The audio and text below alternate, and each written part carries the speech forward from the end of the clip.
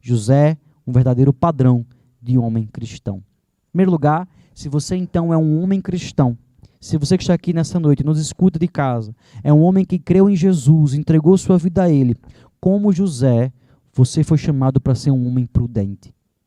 E o que é um homem prudente? A prudência é uma das características mais gloriosas e profundas do mundo greco-romano, da filosofia grega. Eu não vou entrar aqui só sobre prudência, porque daria um curso inteiro.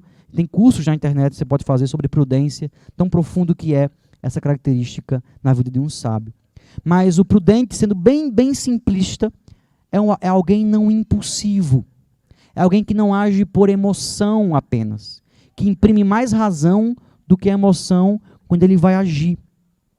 Ao saber que Maria estava grávida, como nos diz o relato que lemos nessa noite, sem que ele tivesse coabitado com ela antes, tivesse feito sexo com Maria, José então não correu para dar umas mãozadas em Maria, como muitos homens fariam aqui no Brasil, enraivecidos com a suposta traição.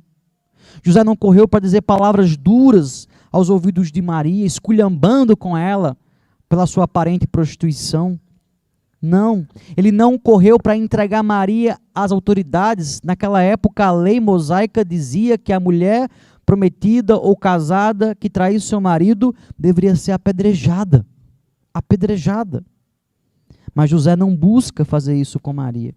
Mateus diz que ele foi ponderar, ele foi pensar, ele foi refletir, ele foi olhar todos os ângulos antes de tomar uma decisão. Porque ele era um homem prudente, era um homem fiel, era um homem consagrado a Deus.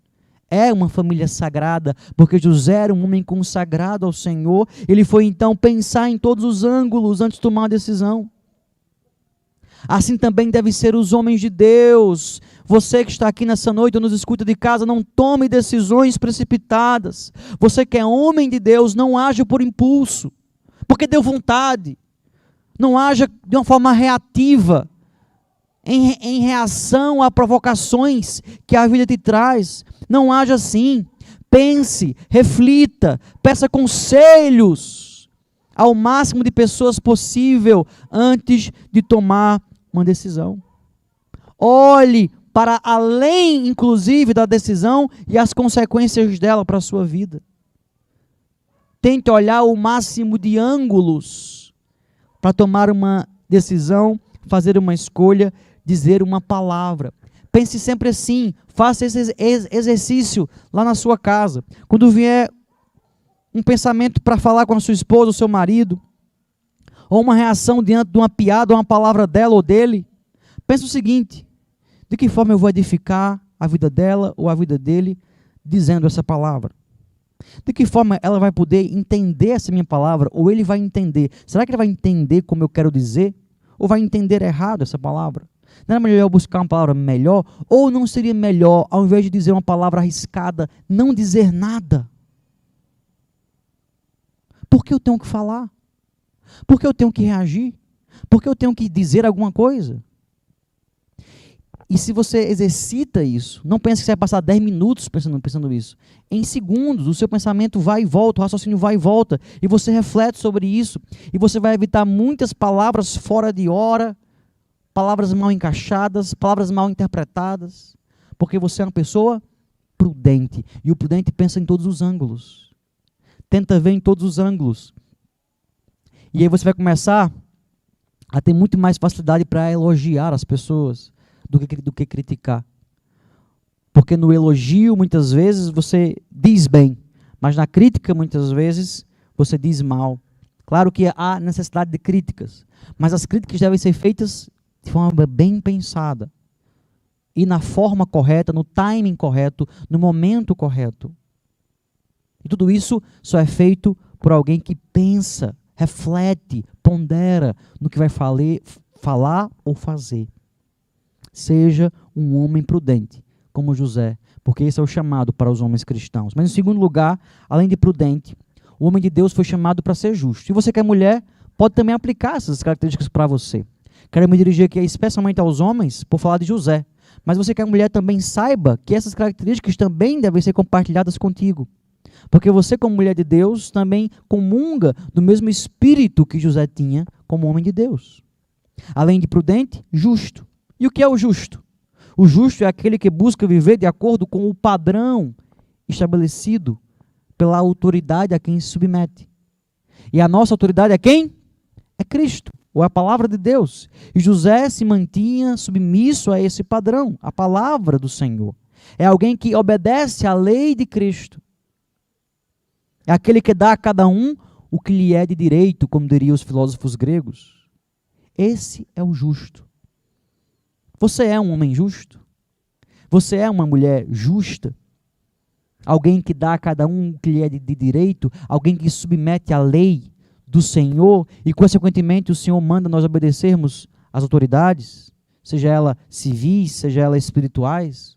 Você tem sido alguém justo neste sentido? Além de prudente, além de justo, obediente, o homem cristão também deve ser corajoso para obedecer ao que Deus mandar. José foi muito corajoso, muito corajoso. Você pode vir comigo até Nazaré, 2.000 anos atrás? Imagina então Nazaré, uma cidadezinha pequena. José então noivo de Maria, Maria mais ou menos com 17 anos, 16, ali um adolescente entrando para a juventude. E aí então de repente José, um homem consagrado a Deus, nunca tinha tido contato com Maria, Maria amanhece grávida. Começa então a crescer o buchão.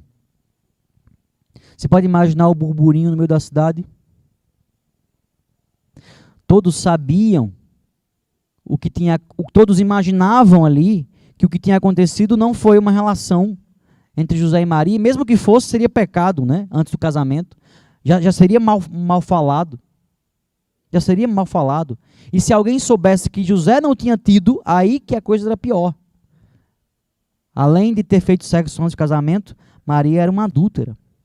E você pode imaginar então o tanto de coisas que José pode ter ouvido, deve ter ouvido, junto de Maria. Seria muito mais fácil para ele ter abandonado Maria no sentido de não ficar com ela na sua gravidez, como o anjo depois veio e chamou ele para assumir. É claro que quando José também tentasse explicar, não, mas é porque ela foi concebida pelo Espírito Santo. Óbvio que naquela época, como até hoje, muitos não acreditariam, não acreditaram. Não existe isso do Espírito Santo conceber ninguém. E José, então, sofreu provavelmente muita afronta, muita injúria. Teve que ser corajoso e forte para suportar tudo isso em obediência a Deus. Podemos lembrar também que junto com a coragem de suportar tudo isso, a coragem de passar por frio, calor. Lembra dele indo com Maria e Jesus para o Egito, passando por caminhos perigosos? Naquela época tinha também ladrões, sabia? E além de ladrões, andar por caminhos desérticos trazia frio intenso à noite, calor insuportável de manhã. Além disso, feras, serpentes, víboras, leões, que poderiam cercar ele, a sua esposa e a criancinha em cima daquele jumento. Irmão, José foi muito forte. E quão grande padrão cristão ele é para os homens de hoje, em tempos de efeminização do mundo. E o que é isso? Hollywood, Globo ou a mídia, em suas novelas, filmes e séries, querem efeminar o mundo. Cada vez mais tornar os homens uns fracotes, covardes e frágeis, como agora a música de um cantor famoso. Foi publicada há algumas semanas, ele falando da sua fragilidade e como ele era uma criança frágil. E essa é a ideia do feminismo, querer tornar os homens uns fracotes covardes, enquanto as mulheres duronas, para mandar neles ou fazê-los submissos a ela. Essa ideia do mundo é reverter o quadro de que Deus criou, o padrão criado por Deus a partir da natureza. Quando o homem criado com mais força física é naturalmente chamado à liderança para proteger a mulher. Mas a efeminização do mundo, o feminismo, tem chamado os homens a se tornarem, então, fracotes, efeminados, homens frágeis, que não são aptos a lutar contra feras, gigantes, para proteger sua família, suas esposas e filhos. Seja o contrário, seja contra essa cultura, seja como José, assuma a liderança da sua família, coloque sua esposa em cima do jumentinho e o seu filho e vá a pé carregando o jumento, suporte as lutas mais duras para proteger sua esposa e sua família, seja um grande servo da sua casa, forte, fortalecido para proteger os seus, cresça, amadureça, seja forte e corajoso, sua família precisa da sua força e sua coragem, como nunca, sua igreja precisa da sua força e sua coragem, a sociedade precisa de sua força e sua coragem como homem. Mas por último, e além de tudo isso, um homem cristão deve ser, acima de tudo, amoroso, principalmente com a sua esposa. Antes de saber do milagre da concepção, antes dele ser, então, volta um pouco aquela imagem, Geila, avisado pelo anjo da concepção de Maria, obrigado. Antes de saber disso, José poderia ter se vingado de Maria, entregando-lhe as autoridades. Mas José a amava. E o amor, como diz as Escrituras, cobre multidão de pecados. E o amor de José era tão grande que cobriu o pecado da dura traição, aparente traição de Maria para com ele. E ele então ali amou-a profundamente ao ponto de suportar injúrias, difamações, se fosse hoje chamado de corno pelos amigos e conhecidos, uma das coisas que mais ferem o brio masculino, o orgulho masculino. Mas José suportou tudo isso por amor a Maria, por amor a Deus, por amor a Maria. Seja um homem amoroso. Homens que estão aqui nessa noite, vocês têm amado como José? Homens, quem aqui é homem, levante a mão. Cadê os machos aqui? Você tem sido amoroso como José no meio da sua casa, sua família? Você tem suportado as afrontas da vida, da sua própria esposa, por amor, permanecido junto dela? Sejamos amorosos com todos. Sejamos amorosos com os colegas de trabalho, amorosos com nossos irmãos. O fato de sermos chamados a ser corajosos, fortes e machos como cristãos não significa serem homens arrogantes, soberbos, brutos, com cara de jumento, maltratando os outros ou a família. Não é isso. Isso é machismo. Isso não é masculinidade bíblica, é machismo. O homem de Deus foi chamado para ser forte, corajoso, ter jeito de homem, se vestir como homem, parecer homem, de longe ser percebido como um, identificado como homem. Nada de parecer uma mulher em nenhum aspecto. E o inimigo também tem tentado fazer isso. A campanha LGBTI+, e o feminismo juntos trabalham para tornar o homem em seu interior fragilizado e no externo cada vez mais querem empurrar aos homens se parecer com mulheres ou com alguma coisa que não é nem homem nem mulher. Um ciborgue, alguma coisa parecida. Então fazem os homens vestir calças que até para as mulheres já seria apertada, mas eles agora também estão usando. Aí usam muitas vezes roupas, camisas ou cores que num contexto brasileiro apontam para um feminino. Aí vestem, aí colocam apetrechos, como brinco ou outras coisas, que no nosso contexto é mais algo feminino. E aí vai o homem parecendo, não só internamente, como externamente com a mulher. E vai quebrando a identidade masculina, a diferenciação masculina entre homem e mulher, criada por Deus. Mas muito além, isso não deve acontecer. O homem deve parecer homem.